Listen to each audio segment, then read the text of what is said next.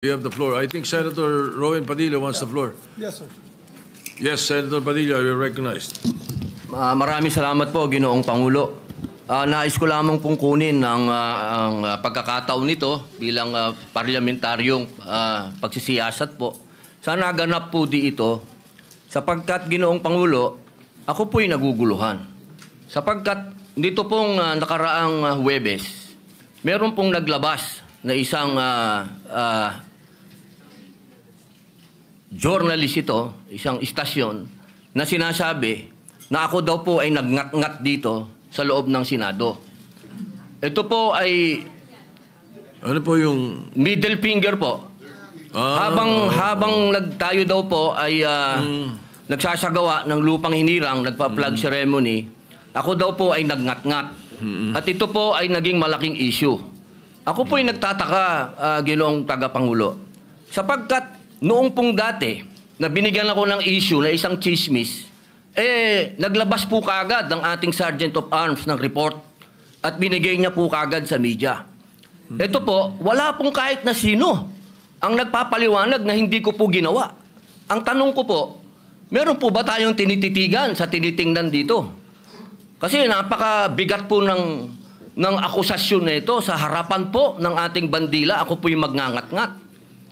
At gusto ko pong ipaalam sa ating mga kasama, kung politika lang, handa po ako mag-resign.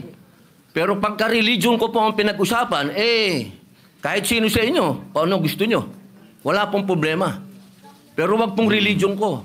Hinihingi ko po, wag pong religion ko, mahal na tagapangulo. Dahil ito po'y malaking kabastusan sa amin. Ito po, ang sinisip na ko po, ito po'y nag-iisang Diyos. Dito po nakasalalay ang aming pananampalataya. Handa po kaming magpakamatay para dito. Sana po wag pong gamitin ito para siraan ako. Dahil sinasabi ko po, mahal na tagapangulo, kung gusto niyo ako mag-resign, ngayon na kung gusto ninyo. Wag niyo akong siraan. Yun lamang po. Maraming salamat po. Tama po kayo. Pero ngunit ang inyo pong lingkod bilang Pangulo, nung nakita ko po yan, ang sinabi ko sa kanila, tingnan muna nila yung mga litrato sapagkat nagpakita ng ibang litrato na kayo ay ang pintuturo ang nakataas. At may eksplanasyon na ito ay isang religious practice kapag kayo ay nagsasampalataya sa bandila.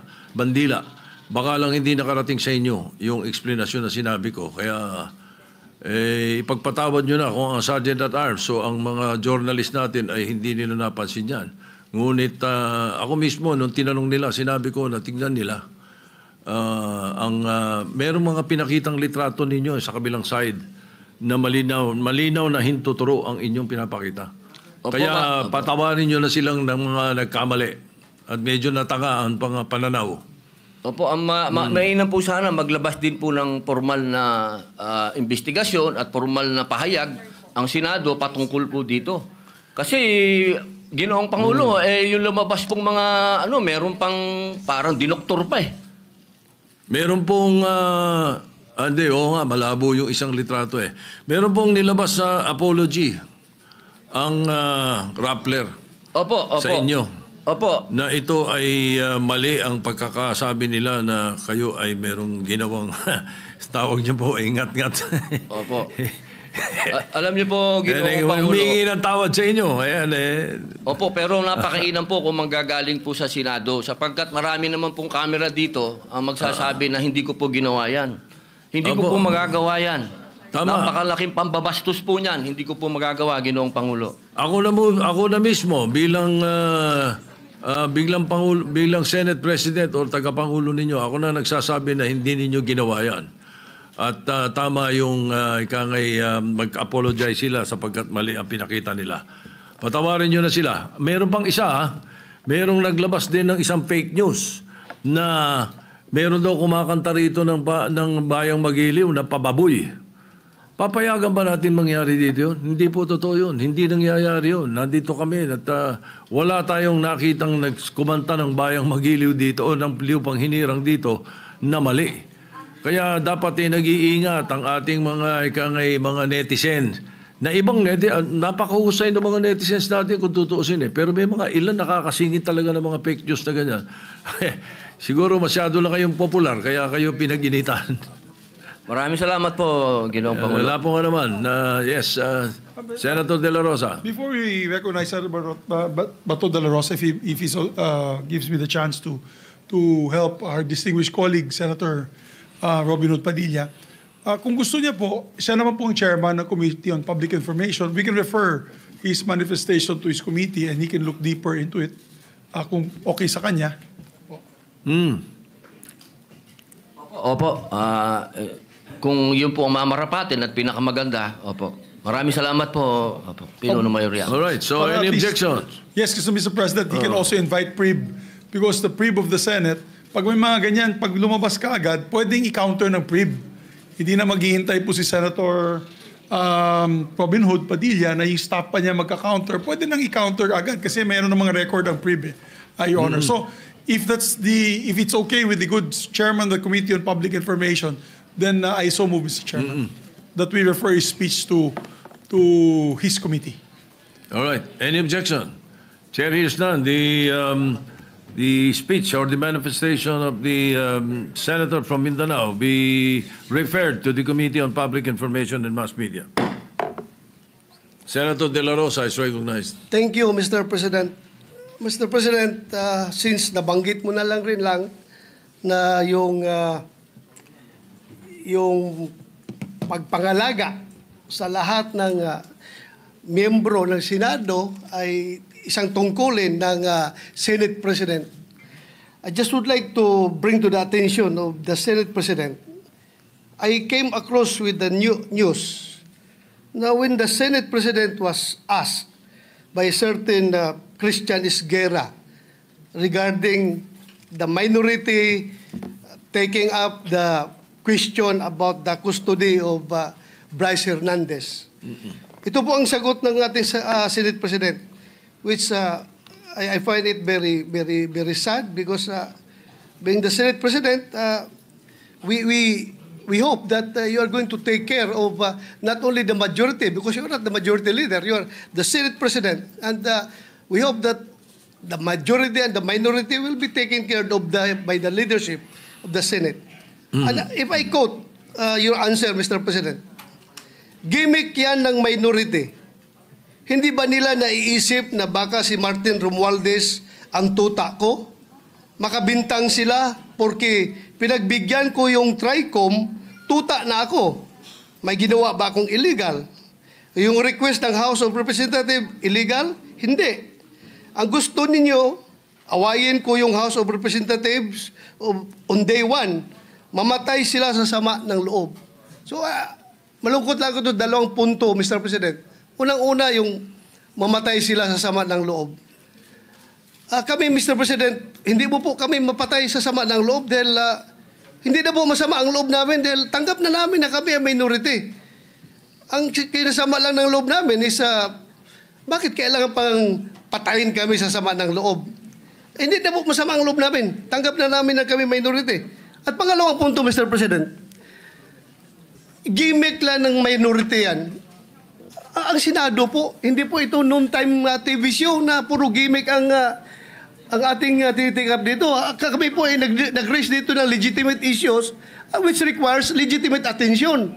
So, Mr. President, ako po ay nalulungkot which brings me to my parliamentary inquiry, Mr. President, na yung si Bryce Hernandez, yung kanyang custody was transferred, physical custody, I'm talking about physical custody, was transferred from the Pasay City Police Station to the Senate Sergeant at Arms room.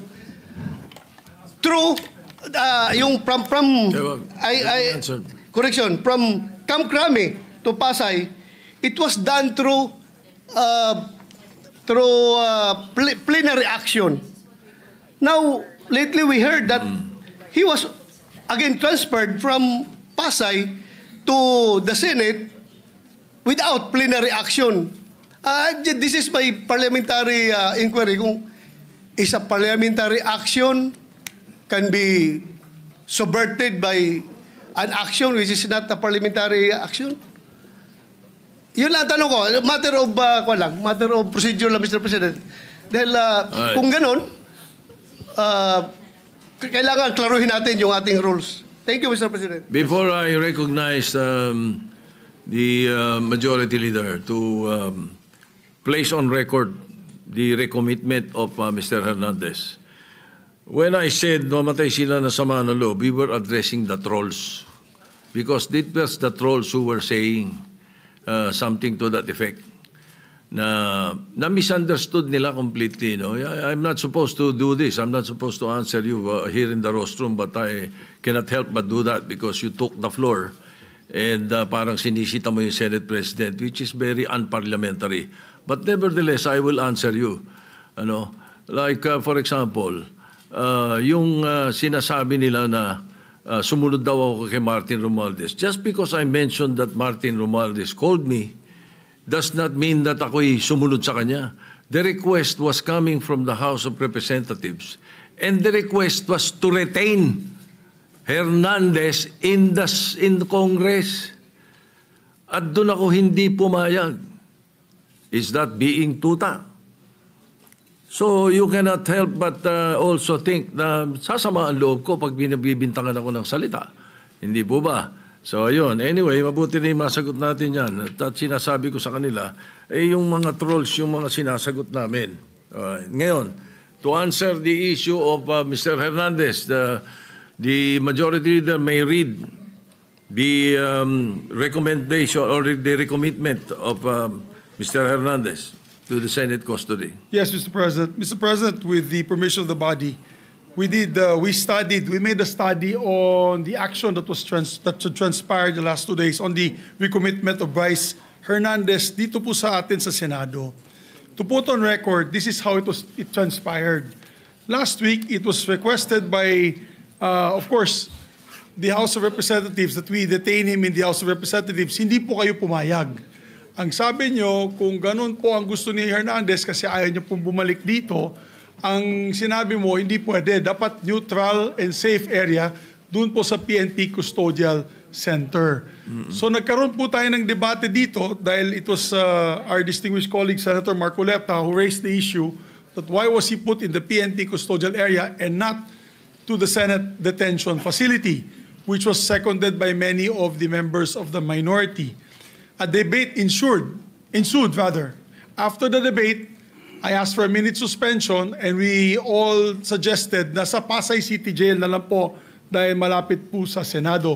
Pero let's not forget the fact that originally, the position of the minority was to bring him back to the Pasay City Detention. It was only I who made the recommendation during the break that we keep it in Pasay City Jail because I approached the minority and you all agreed to my recommendation. And then after we started the session once more, the motion was done by the minority, graciously done by the minority, to move him instead to the Pasay City Jail. But upon consultation of the chairperson of the Blue Ribbon Committee, Senator Lacson, the Senate President granted the request as the chairperson of the Blue Ribbon Committee requested that he be brought back to the Senate, which was really, yun talaga ang posisyon ng gusto ng ating minority at the time, para wala ng gulo, pumayag po kayo na dito na lang sa Senado at may request na rin po, for the record, may sulat po si Bryce Hernandez, ang mga abogado niya, na ibalik siya dito at yan po ay confirmed sa kanilang hearing this morning for his writ of amparo before the Pasay City Regional Trial Court. Sinabi po ay doon na lang po ako sa Senado ilagay. So, the Senate President acted on the request na gusto ibalik na lang po dito. Tayo naman po ang may kustodiya niya sa kanya. At as a matter of fact, while watching the press con of our distinguished colleague, Senator Marcoleta, nung tinanong sa kanya, sinagot po ni Senator Marcoleta ay tama naman po yan. Dapat talaga dito siya sa Senado. Kasi tayo po ang may kustodiya. Sinabi po ng ating mahal na senador yun. So we also pursuant to Article 6, Section 6 of the rules of the Blue Ribbon Committee, which states, a witness cited in contempt may be ordered to be detained in such a place, be designated by the committee or concurrence of the Senate President by either detention order or commitment order.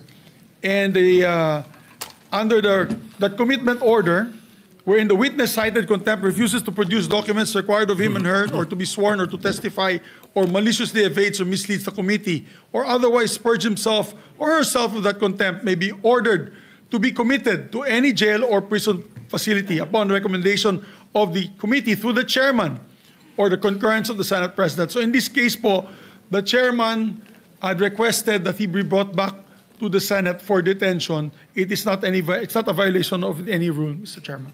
Mr. President, thank you. President. Yes, the minority leader is recognized. Sir President, allow me some, magandang hapon po, and allow me to clarify some, for our own peace of heart and mind, and marami kasing nakikinig din na lawyers, legislators, para lang klaro yung records, no? There are a few things I rely on. I rely on rules. The Bible is full of rules, and I believe kung ano itanim, yan ang anihin. The Senate, may rules yan. So, minority, majority, sigurado tayong masusunod yung rule. And of course, sometimes we misquote each other or we have misunderstanding, but we find a way na mag-usap-usap. Minsan umiinit ang ulo. I thank Senator Bato for bringing it up. I thank the Senate President for clarifying that he was referring to those commenting outside, because wala na po ni isa sa minority ang nagsabing tuta. I think that was comments outside the Senate. And it is fair game for whoever is alluded to. Both ways po, di ba? Pagka may sinabi tungkol sa minority, pero hindi naman kayo nagsabi, or hindi dito sa floor or sa media sinabi ng ibang kakampi or supporter, fair game yan. Part ng, another rule is the Constitution. So first, let me clarify yung pagiging unparliamentary. You cannot argue with the presiding officer. That is what, thank you very much. That is what is unparliamentary. You cannot argue with the presiding officer. Klaro yon, we all agree on that. But you can ask a question sa Senate President. Then the Senate President has an option to answer it himself or to pass it to the majority leader or whoever is in charge. But in this case, last week, because it was a decision by Senator Soto, our Senate President, hindi lang ng majority, our Senate President, you chose to answer it from there, which is your privilege. So we didn't mean to argue with you. But the procedure would be to either ask someone else to explain it or for the Senate President to go down at dito po mag-argue so that we do not argue with the Senate President. So if there was any form of disrespect, Mr. Senate President, we did not mean that. Pasensya na rin po kayo. But in the same manner, we have to argue our point of view and rules. Kasi dito, ang daming congressman na nabanggit and wala tayong sinasanto dito. So kung may senador nababanggit, so be it. We have to get to the bottom of all of this. We need a national reset. Dapat lumabas lahat ng katotohanan. Nung sinabi kong we all have to repent, totoo yun. We are all sinners, but that doesn't mean na yung most guilty, yung mga guilty, lahat ng involved dito ay hindi dapat ma-expose at dapat parusahan. Ang problema nga, may gumugulo. At kung ikaw ang mastermind, guguluhin mo to. So ang problema namin, Mr. President, is that, and I think the Senator Marcoleta, the former chairman, will bring it up, no? Wala pa tayo dun sa state witness, eh. Nandun pa lang tayo sa protection of the witness, sa mga diskayas. Pero lumipat po tayo dito sa Assistant DE. Nagulat po kami kasi nga, hindi binalik sa Senado when he was still chairman. And Majority Leader, just to be concise, I'll read the rule, ha? Sabi dito sa rules sa page 6 of 7, section 6, subparagraph C, a witness cited in contempt may be ordered detained in such a place that may be designated by the committee alone. May word po na alone. Or with the concurrence of the Senate President. And in our discussion, the new chairman admitted that he was not consulted. It was the Senate President. But I myself, I said, siguro pag nasa ganun sitwasyon, kailangan umakto kagad. I mean, the record, Mr. President, will bear me out, di ba? Na sinabi ko naman, di ba, na ayaw nyo magkaroon ng constitutional crisis, nagsalita yung House, nagsalita yung Senate. Ang problema nga po, hindi naman po simpleng request to ng Speaker of the House eh. Yung mismong witness, siya nasusunod eh. Sinabi niya dun sa House eh, wag nyo na ako ibalik sa Senate, hindi siya binalik. So yes, initially, the issue was not where. The issue is not where to detain him. The issue is who has authority and ano ang rules natin. Ang rules natin yung committee. Ang committee hindi lang yung chairman. But at the last minute, napag-usapan natin dito at hawak ko po ang ating minutes or yung galing ba to sa journal? Transcript, no? Meron pong TSN po to. Nag-motion eh. Ang plenary po, mas mataas sa committee. So, paano po nangyari na si Assistant DE, sa simpleng request niya, hindi naman nag-meeting yung committee. Ako as minority leader, automatic, hindi naman ako nakonsulta. So, ang problema namin sa minority is not really where he is detained eh. Ang problema namin, can we rely on the rules? Because ang tamang procedure doon, kung hindi natin pinagbotohan to sa floor, is that either the chairman decides and we all give our concurrence sa chairman or he informs us, may letter, anong tingin nyo? Then of course, masusunod naman yung majority, minority naman kami. Pero hindi na naman ganun nangyari. Tapos maririnig namin, mababasa na lang namin sa dyaryo or sa internet or maririnig namin ngayon sa majority leader na yun ang naging desisyon. Hindi pwedeng magdesisyon ang plenary tapos mababaliktad na lang ito. So the issue is not just Bryce. The issue is also the rules of the Senate. Ganun din po I don't know who wants to answer this. Ano ba ang rule natin pagdating sa CCTV? So, I put this on record. I will put it on record. Hanga ako kay Senator Lacson mag-imbestiga. And I support him to go all the way. But hindi ba kung meron tayong sinususpetsya dito, you make a request for the CCTV. And then, you have a conclusion. Kasi kung hindi, lahat na lang tayo titingin sa CCTV tapos sasabihin natin dito, may nakita akong ganito, pumunta sa media. May nakita ko, pumunta sa ganito. Di ba? So, yes, the government is under attack and that's legitimate. The Gen Zs are rising up. That's legitimate. They should. But we should not attack ourselves. Kung meron guilty sa atin dito, i-expose natin tapos sa Ethics Committee. Huwag natin pigilan ng witness. Kung gusto ituro ni Bryce, kung siyam kami sa minor, ituro niya. Pero sundin natin yung rules, no? So before I let go of the floor, I think Senator Marcoleta on the same topic wants to say some things. But whether he will say it or not, Mr. President, no? I don't know the pleasure of the body sa plenary. At mas marami naman kayo eh. So kung gusto nyo dito sa Senate, de okay.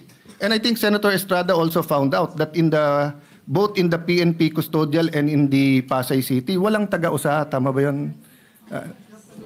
Sa custodial, hindi totoo na it was under the custody of USAA kasi walang taga-USAA ang nandun. So we do not know what transpired during that time. Kasi pagka under contempt, hindi punishment yun eh. Binibigyan mo ng oras yung witness pag isip-isipan kung magsasabi ng totoo hindi. But if we allow people to come in and talk to him, hindi mo na alam kung sino nag-guide sa witness na yon. Ang pwede lang yung abogado niya, maybe his family, di ba? So I think this is legitimate without pointing fingers to anyone. I don't know what the Discayas will say. I don't know what Bryce Hernandez will say. Let them say everything they want to say. As Senator Ping naman said, may resibo. Pero katulad kay Joel Villanueva, peke yung resibo, ghost yung resibo eh. Hindi pala screenshot yun eh. Pinicturan pala ang cellphone. Ang screenshot, cellphone, sinave mo yung screen. Eto, cellphone, kinunan. O, sabihin mo na, sige, let's not on technicalities. Tapos tignan mo yung laman. Yung laman, member daw siya ng CA, hindi siya member ng CA doon. At tapos na.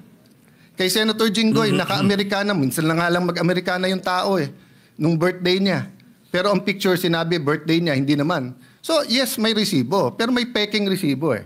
But we will address that at the right forum, Mr. President. But, again, we have to follow the rules. Sabi ng Supreme Court sa case ni Vice President Sara sa tamang paraan, sa tamang panahon. Senator Marcoleta, will you... Same Majority issue eh. Same issue ba? Yeah, same issue. So that isang sagutan na lang, maybe I can... Mr. President, Majority Leader. yes, we'd like to recognize Senator Marcoleta, please, Mr. President. Senator Marcoleta is recognized. Mr. President, I rise on a question of privilege. There are recent unsettling statements. Yeah, Mr. President, just to, before, my apologies to Senator Marcoleta, because Senator Erwin has been quietly, diligently waiting for his turn to give his privileged speech. Well, if Okay. Senator If Senator Marcoleta- Erwin is willing to give way, we have no problem, Mr. President. All right, go ahead. You may proceed.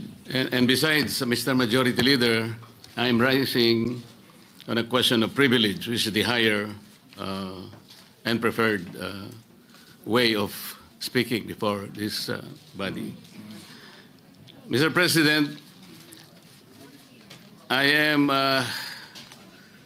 armed by the explanation of the minority leader that we're not questioning the prerogative of the presiding officer, but we can question the Senate President on issues that are quite legitimate, such as the matters I would like to raise today. Unsettling because, Mr. President, on September 9, in your interview with ANC Head Start with Ms. Karen Davila about the Blue Ribbon Chairman being a lawyer, your answer is, there is no such thing as a rule na dapat abogado yun. Abogado ka nga, di ka naman magaling mag-imbestiga, di ba? So useless. Mr. President, I'd like to put on record, there was no inclination from this representation na meron man lang kaming sinabi na ang chairman ay dapat, chairman ng Blue Ribbon Committee ay dapat abogado. Wala po kaming kahit na shadow ng inclination. Any reference to that matter, wala po kaming sinasabi. Ngayon po, yung sinasabing abogado ka nga, di ka naman magaling mag-imbestiga, hindi ko po alam kung sino po yung tinutukoy ninyo, sapagkat narinig din po kayo sa inyong mga interviews. Sinabi niyo po, Mr. President, na maraming dissatisfied sa direction na tinahak po ng aking investigasyon nung ako pa po ay chairman ng Blue Ribbon Committee. Hindi ko po alam kung sino po yung dissatisfied sa mga members natin. Wala naman pong perpekto, Mr.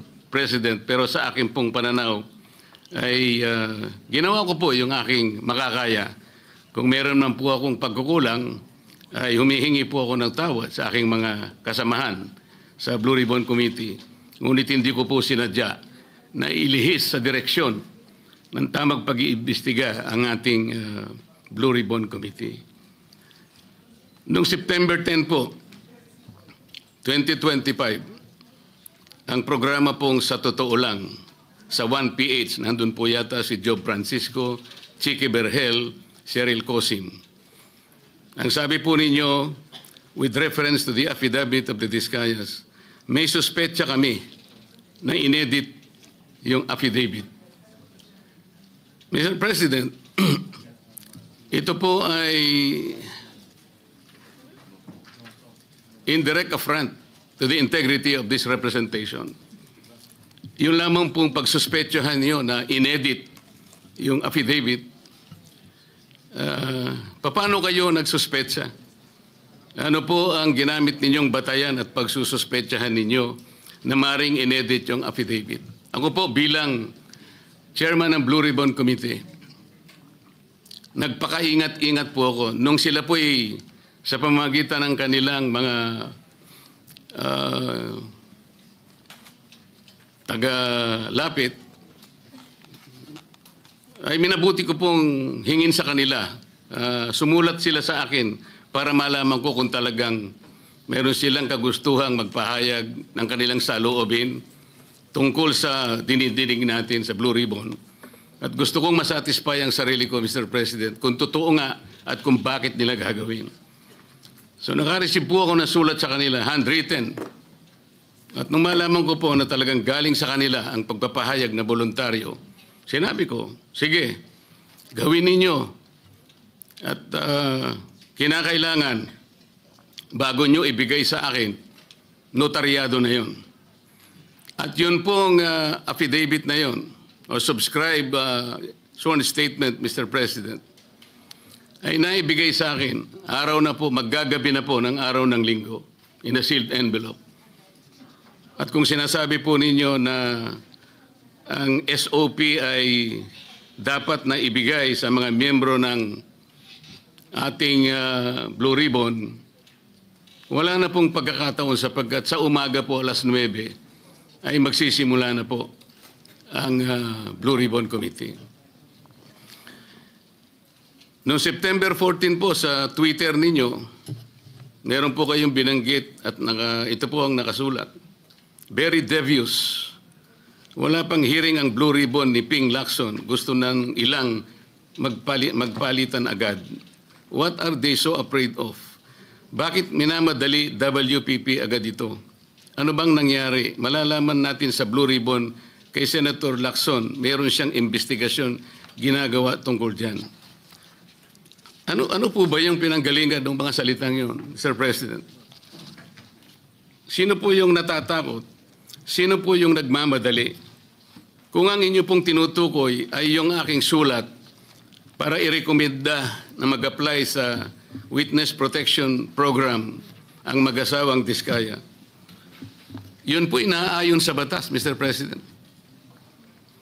Ito po ay naayon sa Section 4, Republic Act 6981. Ito po yung Witness Protection Act.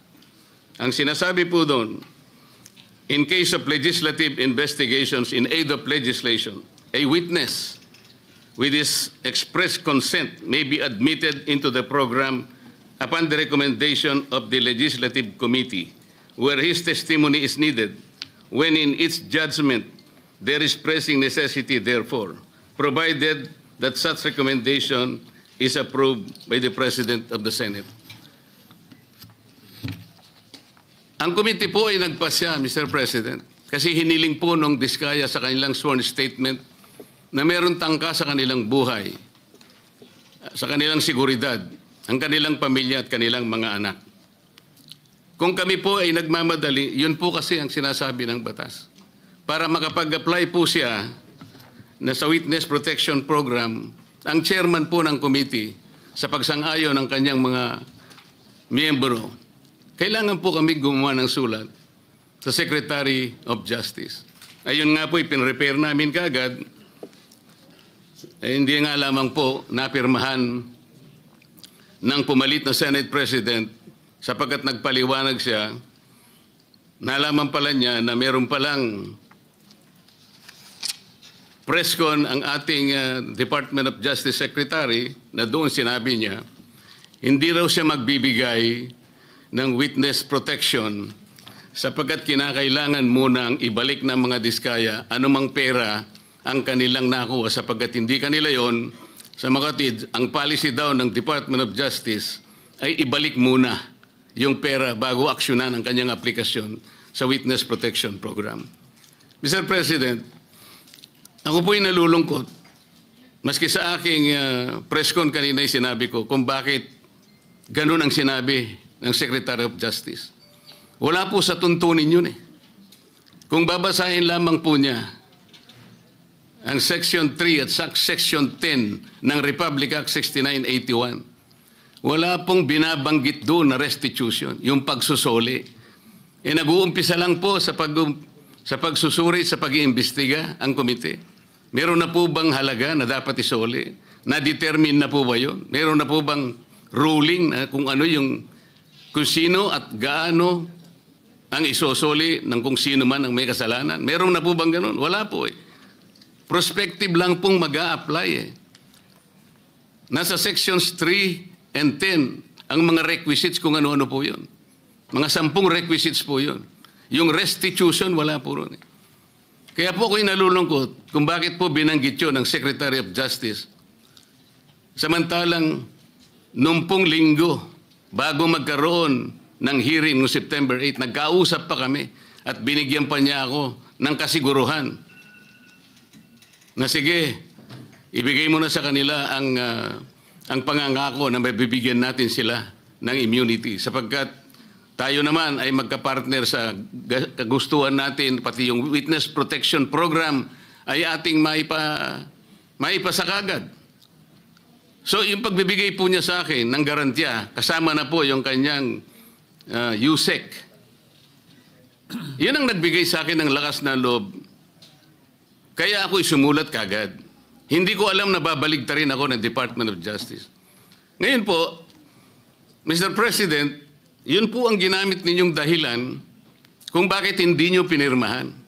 Sana man lang po ay napakarami naman ninyong mga abogado sa inyong opisina rin. Binasa nyo sana yung batas. Kung yung restitution po ay isa sa requisite para ang isang tao ay makapag-apply man lang. Yun po kasi yung prinsipyo ng batas eh. Bago siya gumawa ng isang marahas na kapasyahan, alam niyang mag-aalanganin ang buhay niya. Magsasabi siya, nung inaakala niyang maaring makapaglagay sa panganib ng kanyang buhay, kailangan nga bigyan natin din siya ng protection. Yun po yung batas eh. Hindi ko nga po alam kung bakit sasabihin ninyo, bakit may pagmamadali? Dito pa nga po sa sinabi ninyo noong September 13, Mr. President. Ang reading ko, sabi po niyo, camouflage lang yun eh. To put me and the leadership of the Senate under the gun. Kunwari, merong naiinis sila. Kung bakit hindi ko pinirmang sulat sa DOJ. Baka may commitment sila to someone, to some people. Is there a commitment somewhere? Baka merong nakiusap na pwede silang ipasok sa Witness Protection Program. Lahat po ng ganitong mga pagsususpetsa is a direct affront to the integrity of this representation, Mr. President. As a member of the Senate, bakit po kinakailangan magkaroon tayo ng ganitong pahayag sa publiko na walang basihan ni katitingman? Ito po yung nakakalungkot. Noong September 10, sa bilyonaryo interview with Ms. Corina Sanchez, ang tanong po ni Ms. Corina, Bryce Hernandez natatakot daw po siyang bumalik sa Senado. May basihan po ba ang kanyang pangamba? Yun po yung tanong niya sa ating Senate President. Ang sagot po ng ating Senate President, sabi niya sa House. Makatwid, parang kinonfirm niya. Ang nangyari, yung mga congressmen nag-request na kung pwede daw, huwag ibalik sa Senate dahil meron daw siyang binabanggit na mga senador. So ang ginawa naman ng mga congressmen, nakiusap kay Speaker, si Speaker tinanong sa akin, dahil ang sinasabi raw kung pwede mo nang i-retain. Sabi ko, hindi pwede dahil sa legal custody namin yan eh. Dahil merong contempt dyan sa Senado. Nakikiusap sila kung pwede na wag sa Senate mismo, hindi naman i-retain sa House. Ang umandar sa akin, siyempre, yung tinatawag na parliamentary courtesy. Kasi meron silang nakakontempt doon, yung si Mendoza, gusto rin naman namin kunin yun. Alam ko later, iimbitahan namin yun. So ang nangyayari po, Mr. President, kaya ba dinidiscredit, kaya ba pinagsususpetsahan yung Diskaya sworn affidavit sapagkat may binanggit siyang 17 congressmen? Yun po ba ang dahilan? Bakit naman po nung yung Hernandez ay nag-testify sa House, bakit kagyat nating pinakinggan naman ang kanyang katwiran? Dahil may binanggit naman siya, di umano, na may kasalanan na dalawang kasama natin dito. At saka siya nagsabi na, huwag niyo na akong ibalik doon sapagkat manganganib ang buhay ko. Ang maliwanag po dito, pagka ang nagsasalita si Bryce Hernandez, parang merong kagad pagpapatibay. Parang pinaniwalaan na natin na maaaring manganganib ang buhay niya sapagkat meron siyang binanggit na dalawang kasama natin. Paano yung buhay ng Diskaya na inimbitahan nila doon? Na binigyan na, bigla na lang nating, wala man lang tayong aksyon. Samantalang 17 congressmen ang binanggit niya. Hindi niyo ba naisip manganganib din ang buhay niya. Pero walang nagsalita dito sa atin. Yun po yung aking nakikita. Huwag po tayo mag-aaway-away. Ang ating pong hinahanap ay katotohanan lang.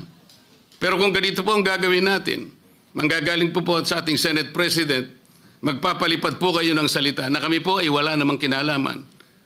Lalong-lalo na po ang representasyong ito. Kahit minsan wala po akong sinabihan na mas magaling po ako. Wala po akong sinabing ganun. Ang sinabi ko lang, ang pagkakaiba po ng investigasyon ng Senate Blue Ribbon Committee is in aid of legislation. Kung ang direksyon ko pong yun ay mali para sa inyo, nasa sa inyo na po yun. Pero yun po ang nalalaman ko. Sa 3 pagdinig lamang po, nasabi ko na po kanina sa press con, sa 3 pagdinig pa lamang po namin, nakita ko na po ang pangangailangan ng halos 14 na legislative measures na dapat natin kagad na ipasa para sa ganon, maayos natin, ma-address natin kagad ang malalang problema ng corruption sa ating bansa. Maraming salamat po sa pagkakataon, Mr. President.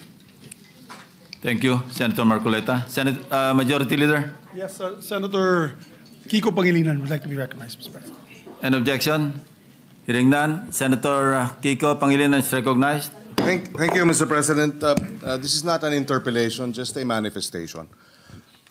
Mr. President, bago pa man naglabas ng affidavit ang mag-asawang Diskaya, nag-comment na po ako dahil narinig ko doon mismo sa hearing nung tinanong siya nung ilang mga senador, binanggit niya ang mga pangalan at sinabi niyang mula 2022. Hindi bago ng 2022. Wala pa ho silang affidavit noon, tinanong sa kanila sa hearing. Kaya nung pa man, nag-comment na ako. At ako mismo sa comment ko, sabi ko, mukhang Photoshop tsaka edited. Hindi yung testimonya, hindi yung affidavit, kasi wala pang affidavit noon eh. Testimonya pa lang nung una o pangalawang hearing. Kaya, in fairness to the Senate President, kung sinabi niyang edited, I was not referring to, this representation was not referring to the affidavit or in any way referring to the chairperson of the Blue Ribbon Committee. I was referring directly to the testimony given during the hearing, public hearing, of the Diskayas, that they said they started flood control projects in 2016 and then went on to continue until 2025.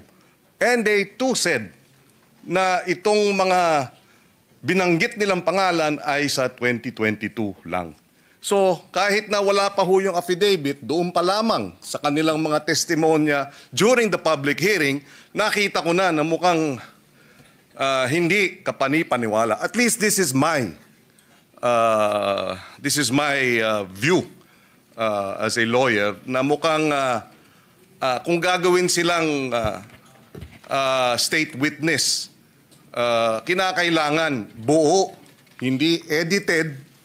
And when I refer to edited, sila bilang mga testigo, ine-edit nila. Hindi yung chairman ng komite, hindi yung sa abita. I was not referring to the affidavit.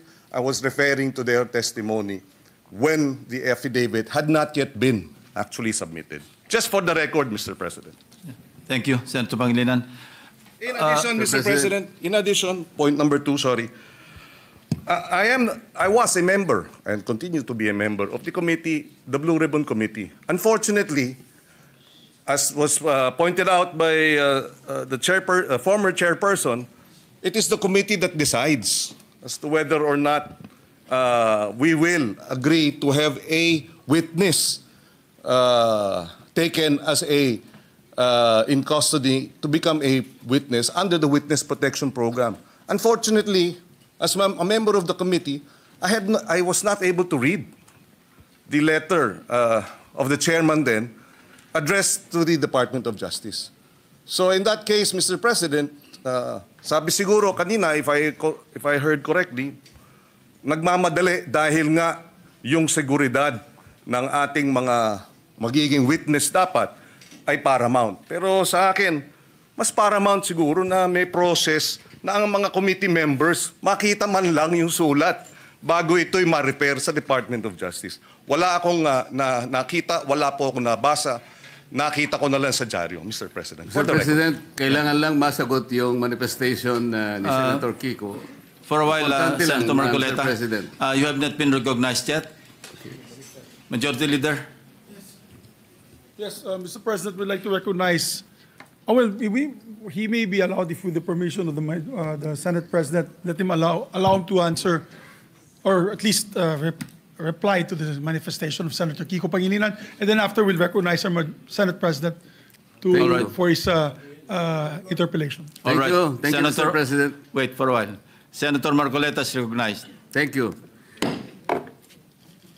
Maalala po natin, Mr. President, na nung pangalawang hearing po ng Blue Ribbon Committee, doon po namin finload yung idea na kung nais po ng mga resource persons, particularly po yung mga 15 contractors na naimbita sa ating Blue Ribbon, kung gusto ninyo na magsalita kayo, come into the open, pinload po namin sa second hearing yon. Makakatulong po kayo sa Estado, lalong-lalo na po kung magbabanggit kayo ng mga taong alam ninyo na mas malaki kaysa sa inyo kung bakit nangyari ang matinding korupsyon sa ating bansa. So pinupload po natin yung idea na maaari silang mag-apply under the Witness Protection Program. Kaya po yung una nilang pananalita, nung sila ay wala pa po at hindi pa nakumbinsi siguro na lalabas, iba po yung kanilang testimony sigurado. Ngunit nung malaman nila na may pagkaseryoso naman po yung offer namin, na kung makakatulong po kayo, magsabi na kayo ng totoo, baka po, sabi namin, yung criminal prosecution, madidispense na yon, pinaka most likely siguro, pagdating ng araw, civil liability na lang ang haharapin ninyo. Meron po akong paniwala na pinag-isipan nilang mabuti yon, kaya lumabas yung mag-asawa na yon. Nung lumabas sila, natural, dahil sa magsasabi na sila ng totoo, lalabas po talaga kung anong gusto nilang sabihin. Maring taliwas po doon sa narinig na nauna na pahayag ni Senator Kiko. Sa mga tweet, hindi po pwedeng pagbasihan yung nauna nilang pagsagot sapagkat hindi pa sila nakapagpasya na kanilang sasabihin na kung anong nalalaman nilang totoo sa kanilang kalooban. Yun po yung totoong nangyari ron. Kaya hindi po ako naniniwala nang dahil lamang doon sa maaring hindi pareho nung una yung kanyang testimony at doon niya na sinabi yung buong katotohanan, ay maaring edited o maaring may pagbabago o hindi pwedeng pagbasihan. Sa aking palagay po, ang pinag-uusapan natin, ano man yung kanilang sinumite, wala pong karapatan ang sino man sa atin na husgahan yun eh. Yun po yung kanilang nalalaman eh. Pagdating po ng araw, ang korte na po ang gagamit doon. Kung sakasakaling matapos po yung investigasyon na ito, nagkaroon po ng committee report at sinumiti po at ang rekomendasyon po ay ipagsakda lahat ang mga tao may kinalaman dito. Yun pong mga ganong klaseng dokumento ay pupunta rin sa korte eh. And in the final analysis, only the court can determine yung veracity o yung kawalang katwiran, kung meron man, ng mga naunang pahayag. Yun po yung gusto naming mapansin, Mr. President. Salamat po. Thank you, Senator Marcoleta. The Senate President is recognized. Thank you, Mr. President. Thank you, Mr. President. Well, I decided to go down from the rostrum so that I can either answer or debate with any or with any interpellations from our colleagues. No, but let me just try to explain some of the points that were raised. That to me, and that is my opinion, inaccurate yung mga intindi or inaccurate yung perception in these interviews that the media has been conducting with me. Ang totoo nga yan, dami ko pa nga iniiwasan na interview eh. Kukunti pa nga yun eh. Pero whenever I am asked, I come out with my opinion. You don't like my opinion, but you have to respect it. In much the same way as I respect your opinion, whatever it is. No, but when it comes to the issue of legal, there are rules to follow. So let me start with what the minority leader said as far as the Blue Ribbon Committee is concerned and the order. Malinaw sa rules natin eh. A witness cited in contempt may be ordered by detained in such a place as may be designated by the committee alone or, andun yung or eh, or with the concurrence of the Senate President by either one detention order. So it's the Senate President has the power to do that. Ngayon, nung binibigay sa akin yung binigay sa akin yung sulat para i-recommend yung witness protection program ng mga Diskayas, ang feeling ko incomplete eh. Ang usapan at narinig ko ito kay Secretary of Justice, kailangan tell all, hindi tell half. Di ba? Ang mga binabanggit, 2022 to 2025 eh. Sila number one contractor, 2016 to 2022 eh. Ba't wala doon ang kwento? Di ba? So, you cannot blame me if I do not want to immediately do that. No? And then I know for a fact, as I said in the media, I know that there is a possibility that we will change the leadership the following day. All right. Now, let me continue with some of the opinions that were aired. Well, of course, yung nabanggit kanina ni Senator De La Rosa, pasensya na, baka nabigla ako at nagamit ko yung salitang gimmick, ano?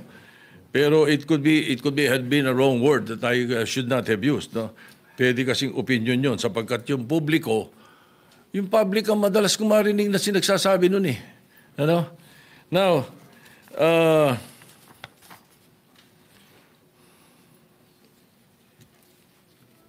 as far as I'm concerned, there's nothing illegal or out of the rules that we have done.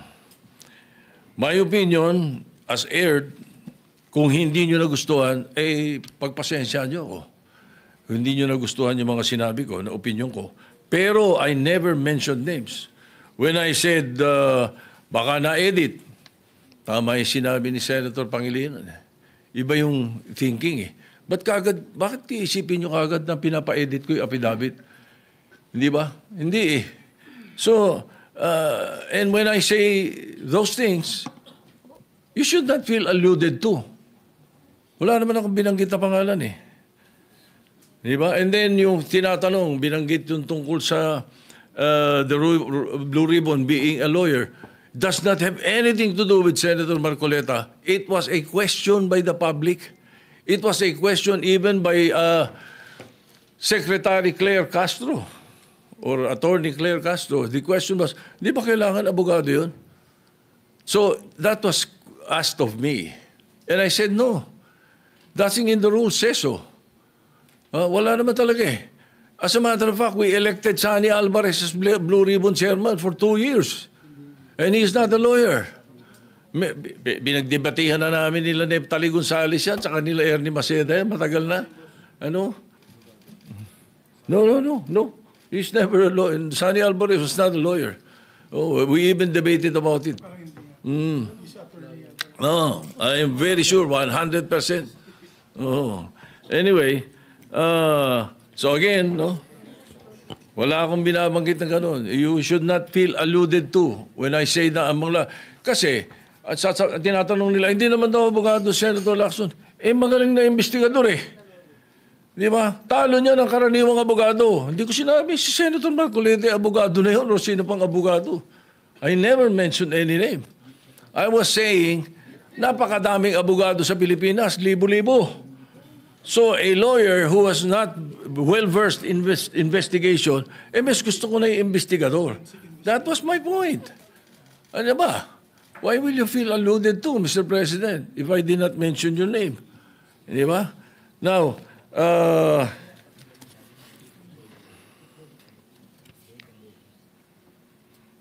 Again, as far as the rules are concerned, the Senate President has the power to order his transfer, especially in this case. Now, I asked the chairman of the Blue Ribbon Committee after they sent a letter, and it was done in court. It was done in the RTC 112 this morning. That was where the letter was transmitted to Attorney Valentina of the Senate Legal, who was representing the Senate in the hearing of the writ of amparo. Yun ang istorya nun. So the request was go back to the Senate. Ay sabi ko maganda, if that is your request, because that is precisely what the members of the minority wanted. Hindi ba? So no question. O ba't may question ngayon? Nalilipat natin, binalik natin sa Senate custody. Ano? And then also, to be fair to the OSAHA, ano? Every day, they monitor wherever that person is. Kahit na nung dinala natin yung si Colonel something sa Muntinlupa, mayroon tayong sa Pasay City Jail, si Balad Bayon. You don't need to have an OSAA there the whole day, 24 hours. It's not necessary. The important thing is it's under the custody of a legal custody. Yun ang importante rin. So hindi kailangan nakabantay OSAA doon. Now, if you want to change the rules, then you propose some amendment to the rules. Na gusto niyo, OSAA nakabantay kahit saan natin ilagay. Alright? Now, maraming nabanggit kaya isa-isa natin to. Pasensya na kayo. Ang Witness Protection Program, ang pagkakaalam ko, magkakaroon ng immunity from criminal prosecution. So kung natatakot sila sa kanilang security, bilyon-bilyon ng pera nila Ang dami nilang pwedeng bayaran sa security guard Kahit 1,000 security guard kaya nila Bakit kailangan gobyerno? Ay galit na ang mga tao dahil hindi nga natin malaman kung ilan yan, kung nangyari nga yan, kung sila nga yan, hindi po ba? Kaya we were just trying to be prudent. Konting konting hinay. Huwag yung sasabihin natin. Kaya sabi ko, ba't tayo nagmamadali? I'm not pertaining to any senator. Bakit, sana do not feel alluded to if I don't mention your name. Di ba? Oh, and then, state witness, there is no other direct evidence available for proper prosecution So, it is not applicable to the Discayas. At saka hindi rin pwede sapagkat ang pananaw ng karamihan, ang pananaw ng taong bayan, sila most guilty. Ang pwede sa Witness Protection Program, yun, not the most guilty. Ayun ang sinasabi ng batas. Anyway, as I said, the Senate President has the power to order the transfer. And if I have used a word that does not conform to your palate, then pagpasensyahan nyo. Pag ganun, pagkat karamihan ng binanggit ko, opinion ko. Kung ako ini-interview ng media, I always, as far as I'm concerned, tell the truth. Pag ang media kausap mo taong bayan Ganun yun. Kaya iniiwasan ko na hindi ako magsabi ng totoo. Kung opinion ko hiningi, binibigay ko opinion ko, hindi ko tinatago. So if you don't like my opinion, I'm sorry, Mr. President. But that's how it is. Thank you. Yeah, Mr. President. What is the pleasure of the Minority Leader? Yeah, Mr. President, because I mentioned some of that, may I be allowed to interject? And then, of course, it is the pleasure of the Senate President if he wants to answer again. The Minority Leader is recognized. Thank you, Mr. President. Unang-una, Mr. President, sa rule, verba lehis. Kapag ka very clear, plain interpretation, clear po yun. You do not interpret. Ang sinabi po sa Rule 6, a witness in contempt may be ordered detained in such a place may be designated by the committee alone. Alone. Ibig sabihin po, yung committee lang. Ano yung with? Kasama. With concurrence of the Senate President. Hindi nakalagay or the Senate President. So you ask all the lawyers here, they will tell you, ang ibig sabihin nito, pwedeng kumuha ng concurrence or pwedeng hindi. Yun yung or. Hindi po to committee or the Senate President. That's why if you go to the last paragraph, the order may be lifted by the chairman with the concurrence of the Senate President. The Senate President cannot lift ang nakalagay doon with the concurrence. Hindi rin pwedeng yung committee. So na-violate po rules natin because it was not the committee alone. As I said, personally, I don't take it against the Senate President nung unang araw na pag-upo niya. Kasi unang-una po, kakapalit lang ng Senate President. Pangalawa, tumawag yung speaker, nagkaroon ng debate. Having said that, it is very clear in the rules and in the Constitution, meron Supreme Court cases yan, that the plenary is supreme. Even the Senate President said, di ba, primus inter pares, he's just the first among equals. Equal tayo lahat. But of course, he represents the Senate. So when the plenary decided to put him in Pasay City Jail, ang makakalift po niyan, hindi po yung committee, hindi po yung Senate President, it's the plenary. So we violated our rules. That's why we stood up to correct. Okay, let me go now to the Witness Protection Program. Let me first mention, I love the humility of the Senate President in the sense na sinabi niyang opinion niya yon, and of course the Constitution guarantees him his opinion. But let us remember, Senator Tito Soto before Monday gave the opinion of a senator. But after Monday, he's giving the opinion of the Senate President. There's a thin line between the opinion of the Senate President for the Senate and the opinion of Senator Tito Soto. Both are valid. He always studies. He always knows what he's talking about. But magkaiba po yun eh. Magkaiba yung dinidebate ko siya sa opinion niya at yung opinion ng Senate President bilang Pangulo ng Senado. So for example po, Mr. President, and let me address then Senator Kiko, although in a sense it's none of my business because he was manifesting that in the Blue Ribbon Committee. Iba po ang Witness Protection Program, Section 3, Admission in the Program. Iba po yung Section 10, State Witness. Iba po yung Section 17, Discharge of a State Witness. Yung pong sinasabing he does not appear to be the most guilty, yan po ay tatanggapin natin pag state witness na wala po tayo doon. Nandun pa lang tayo sa Section 3 protection. So let me make that clear. Kasi po ang nasabi ng Senate President, paano yun yung perception ng tao, most guilty sila? First of all, I don't agree. Kaya nga nagrarally, alam ng tao may mastermind sa likod nila. Di ba? Napakagaling naman ng Diskaya na pati BICAM, pati budget, pati everything, sila ba nagpapatakbo ng gobyernong Pilipinas? Di ba? They probably could be one of the most guilty na may kasama sila, pero it is very much possible na may mastermind behind them. At hindi lang po sila ang may ghost. So kung sila ang mastermind, then ibig sabihin, for example, ano pa? Wow, Sims, etc. Ibig sabihin nun, kasama din sila.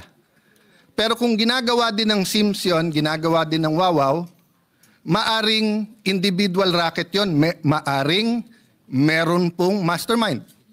Maaring nasa DPWH yung mastermind. Maaring nandito sa Senado, maaring nasa Kongreso, maaring napakataas ng posisyon. Hindi ko po alam. But assuming for the sake of argument, perception ng tao. Ang perception po is not reality. Trabaho natin to find reality para mabago yung perception.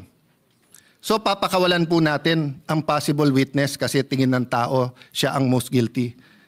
So, halimbawa po kay Napoles, if there was someone most guilty, wag na natin habulin kasi tingin ng tao siya most guilty.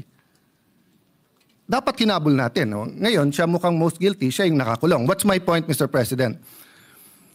bakit nag-react si Senator Marcoleta? If I may, Senator, I cannot speak for you, but you're my good friend. Mr. Senate President, siya lang naman ang mamadali kaya siya tinamaan. Pero tama na magdali siya, bakit buhay Pag sinabi ng isang witness that his life is in danger, whether we agree with that witness or not, we have to protect their lives. Kahit payag tayo o hindi. Kahit tingin natin nagsisinungaling o hindi. Bakit po? Okay, number 1. Wala pong magnanakaw na hindi sinungaling. Kaya nga ang kapatid ng magnanakaw ay sinungaling. Bakit po? Ghost Project. Pinirmahan mo na may project So nagsinungaling ka na may project kasi wala Di ba? Ninakaw mo, hindi sa'yo yon. Pinalabas mo sa'yo, nagsinungaling ka na. So magkapatid po yun. Hindi nga magkapatid, it's the same person. So pagka nahuli, hindi ka agad aamin yan. Magsisinungaling muna yan. Hindi ako yan. There is a process and a time. And tama po si Senate President, tama po the esteemed Senator Kiko, dumaan sa proseso. Ang problema natin, ayaw natin sa proseso. Protection pa lang, sinasabi nila, papatayin sila. So pagka yan, binigyan mo ng protection, kasunod na doon, sandali lang, ano ba alam mo? So question, paano yan baka magsinungaling? Hindi po, bakit? Sabi po sa Section B ng Section 3, Section B, his testimony can be substantially corroborated on material points. So again, quoting Senator Lacson, may resibo. But quoting myself, hindi peke na resibo, hindi ghost receipts. So ibig sabihin po, pagkatapos mo bigyan ng proteksyon, papupuntahin mo ngayon sa DOJ. Doon mo na pakakantahin. Doon mo na i-assess. Bakit importante to? Kasi pag nakita ng SIMS, nakita ng Wawaw na may kumakanta na, mag-uunahan na yan sa DOJ kung sino ang kakanta. Parang karaoke yan. Pag hindi pa naka-on at wala pang may hawak ng mic, walang gustong kumanta. Pag kinuha na ang mic at kinanta na yung My Way, agawan na sa mic yon. Habang walang kumakanta kung sino ang mastermind dito, wala, liligawin po tayo. Ngayon. I feel for the Senate President. If part of him feels we're wasting time, may I admit, Mr. Senate President, dear colleagues, part of me feels that we might be wasting time. Bakit? Instead of using this to find the mastermind. Senator Lacson, I appreciate what you've been doing. Having said that, let's go back to the rules. Pag binigyan mo ng protection ng mga diskaya at hindi sila magsabi ng totoo, that can be corroborated in material points. I-discharge mo sila, bahala sila sa buhay nila. Pero may mga techniques yan. Sa ibang bansa, yung kanilang Attorney General, DOJ, sasabihin yan, paano yan, kumakanta na? O kaya sasabihin sa diskaya, papakawalan ka namin, walang protection, pero ipagkakalat namin, sinabi mo na sa amin, ayaw mo lang pirmahin kung sino ang mastermind. So,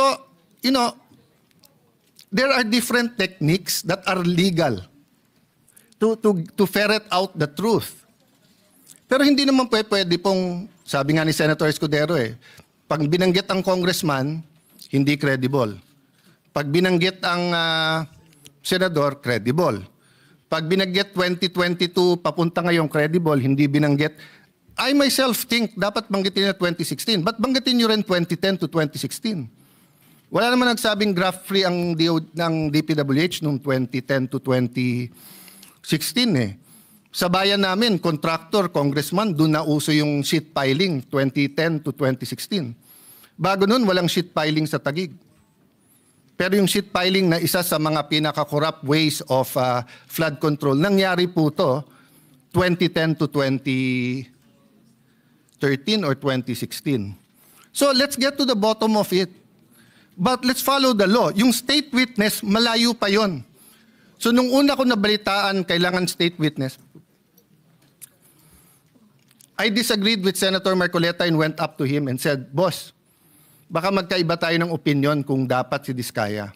Pero tama nga siya, wala pa tayo doon, nasa protection pa lang . Hindi pa natin naririnig kung anong sasabihin nila.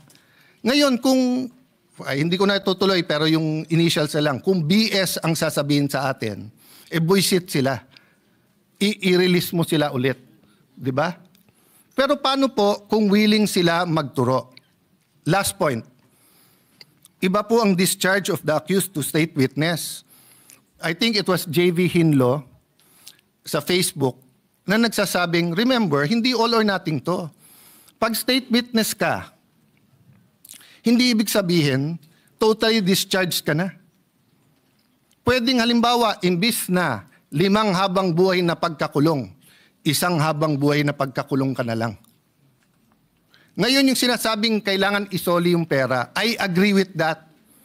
100% dapat may restitution. 100% dapat ibalik. Sa Biblia nga, doble pa dapat ibalik. Ito lang po ang tanong. Wala sa batas yun eh. Wala sa batas. That's a matter of public policy. So what does it mean? Patawag mo muna yung mga diskaya o anong willing nyong gusto sabihin. Okay. Makorroborate nyo ba? Ibig sabihin, meron bang resibo yan?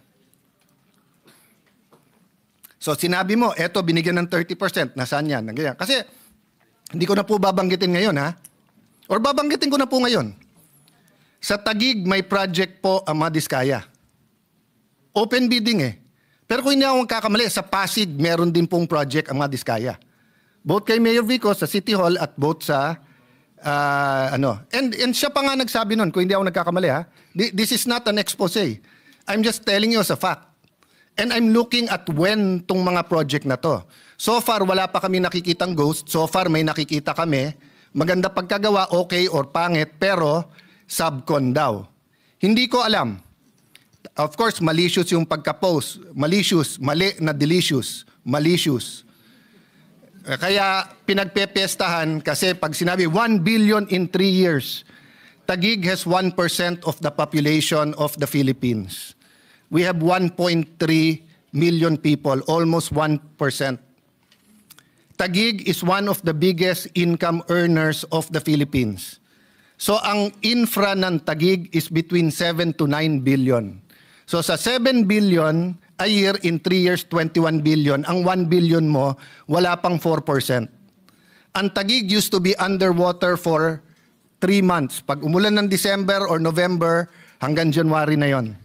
Awan ng Diyos, hindi masyadong bumabaha ngayon. Very minor. So what's my point? Imbestigan niyo po kami. Huwag niyo pong i-exempt ang kahit anong city. Huwag niyo i-exempt si Alan Cayetano. Huwag niyo i-exempt ang congressman namin. Huwag niyo i-exempt yung kapatid ko na dating mayor. Huwag niyo i-exempt si Vico Soto. Huwag niyo i-exempt si Joel Villanueva. Lalong niyong huwag i-exempt si Jinggoy Estrada. Huwag niyo i-exempt ang mga congressman. Pero bakit? Sandali lang. Nagsalita ka, Diskaya, bawal ka na. Pero ikaw, Bryce, dahil senador binanggit mo, sige, sabihin mo lang kung saan mo gusto, doon ka na magstay. Hindi ata tama po iyon. No? So ganun din ang hamon ko sa DPWH. Para kumang kapatid, yung bagong sekretary, hinahamon ko siya na saan na ang listahan ng lahat ng projects, ng lahat ng 15, para isang posting na lang tayo. Hindi yung parang nachismis ka na magse-Senate President ka, biglang may lalabas na listahan. O nachichismis si Lito, nakikipag-usap sa akin, baka may lumabas na listahan sa'yo.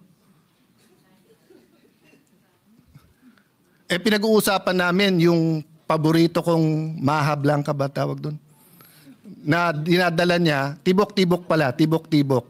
So Mr. President, I understand the stress. Bagong upo ang majority, the country is in turmoil in sense of finding an answer. But there are rules we have to follow. So, mahaba pa to pero witness protection program. Doon pa lang po sa protektahan. Marami siyang pera, may security. So kung napatay siya, we will never know.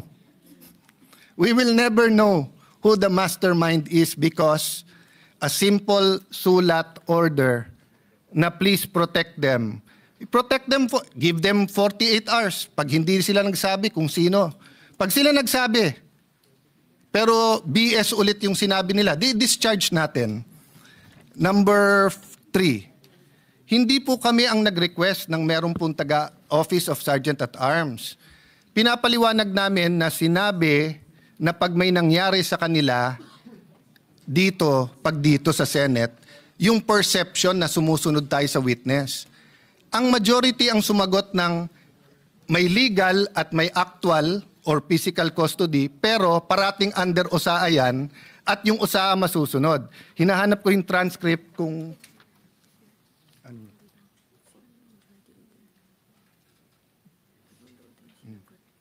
Yeah. Okay, anyway, hinahanap ko kung nabanggit na meron taga-OSAA doon. Pero nabanggit ko, I know, wag na tayo mag-ubos ng oras to look at the TSN. Ang concern namin, sinong magko-coach o kakausap sa kanya doon. Don't worry, mahigpit ang rules, di ba? Tapos nandun ang OSAA, wala nga yung OSAA doon eh. So yun ang point namin. Hindi po namin criticize ang OSAA, hindi namin nahanap. Pero napakabigat ng ano na to, ng mga allegations dito eh. So yung integrity ng witnesses, napaka-importante. Opinion, I agree with you, Mr. Senate President. Dapat hindi dapat hindi tinatamaan. Nabanggit nyo, devious, ibig sabihin makademonyo, yung plot na magkakaroon ng bagong Senate President. Unang-una, ang nagbanggit na mag-ingat sa coup ay kasama nyo sa majority nung Thursday dito, hindi kami sa minority. Pangalawa, 2007 pa ako nandito sa Senado, wala pa akong nakitang minority dito na ayaw maging majority. Si Coco Pimentel, tuwan-tuwa sa magiging minority, pero gusto niya maging majority at gusto niya maging Senate President. Sa 24 sa atin dito, baka si Lito Lapid lang ang ayaw maging Senate President. Pero baka gusto mo rin. Baka gusto mo rin. Pwede rin. Pwede rin. Oh. So, 3 na lang kailangan natin, Supremo. 9 na kami, pang 10 ka, 3 na lang, 13, Supremo. Okay. What's my point, Mr. President? Hindi po kami ang nagsabing may plot. Alam niyo po kung nabasa ko to sa Facebook, napakaganda. Sabi niya, what is the difference between stupidity and intelligence? Sabi niya, ang intelligence may hangganan.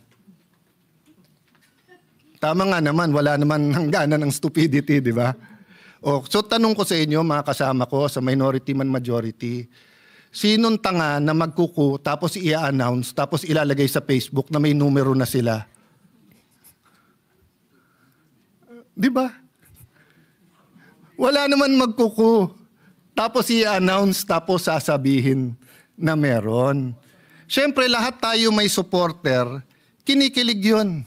O ilabas natin bukas na si JB Ejercito ang magiging Senate President, kikiligin po ang mga supporter ni JB Ejercito.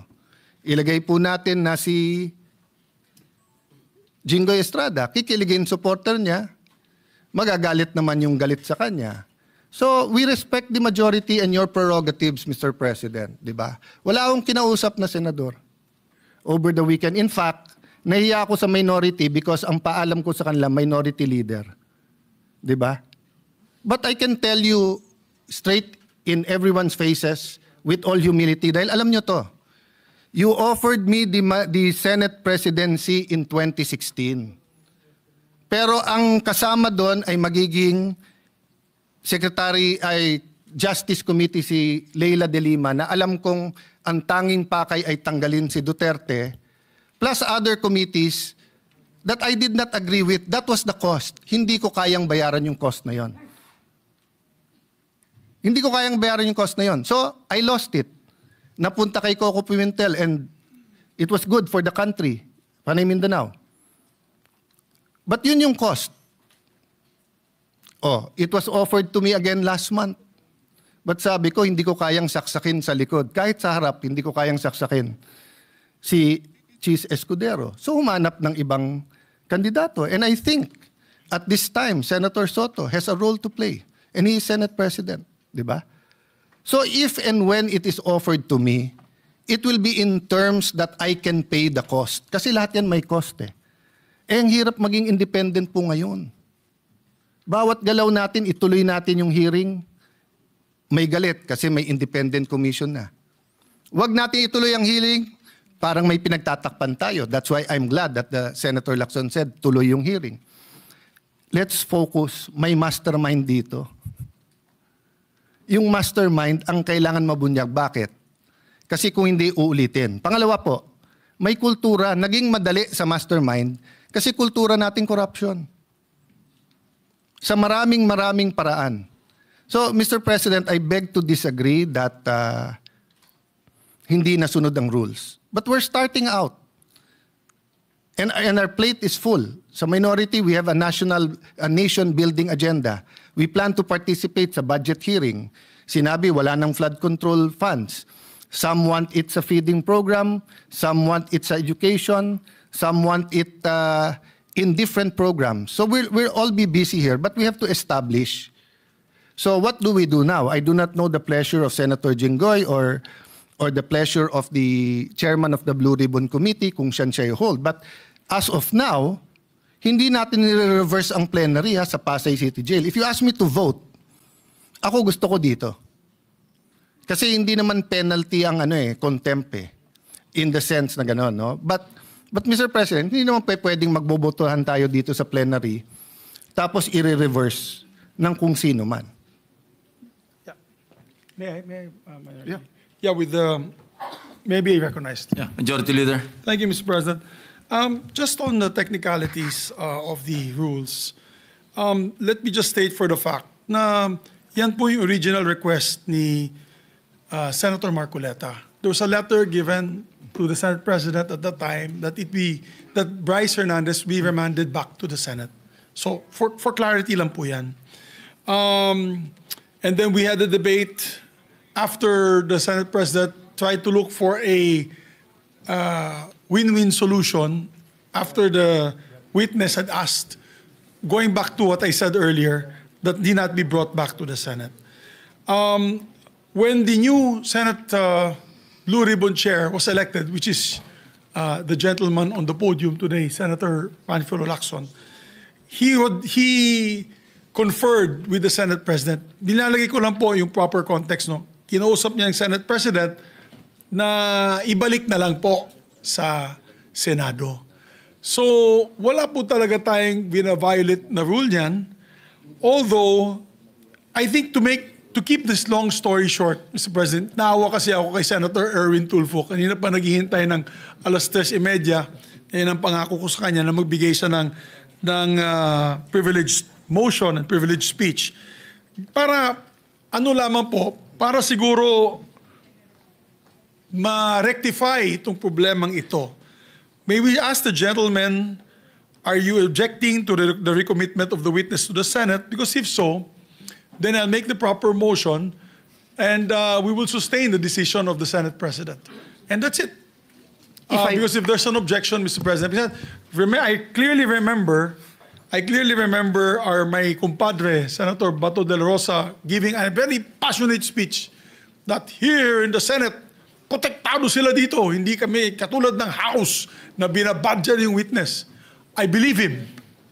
And I believe the Sergeant at Arms was appointed by the predecessor of Senator Soto, our Sergeant at Arms, can be trusted, Mr. President.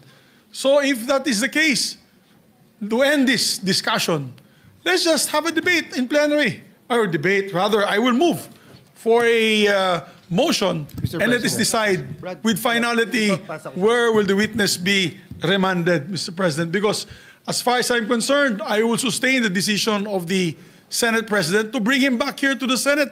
That is what everybody wanted last week, including the minority. So, Mr. President. Mr. President. Yes. Mr. President. Mr. President, I will yield. For a while. Sorry. Who will yield? Yeah. Okay, I will yield, Your Honor. Okay, the minority leader is recognized. Sorry, Mr. Presiding Officer, to make it hard. I will yield to Senator Joel to answer that. But the commitment I want is we follow the rules. So next time, pag nagbotohan tayo dito, hindi pa pwedeng may post-action tayo to unless it's an emergency. Nilipat na eh. I just answered that. Mr. President, as far as, Mr. President, may I be recognized? As far With as, the permission of the minority leader, Yes. the deputy minority leader. yes, Mr. President. I wish to speak, Mr. President, if I may, because it is related to what the minority leader But, Mr. President, mentioned, and I'm sure the for a while, minority leader will be able Session to. suspended.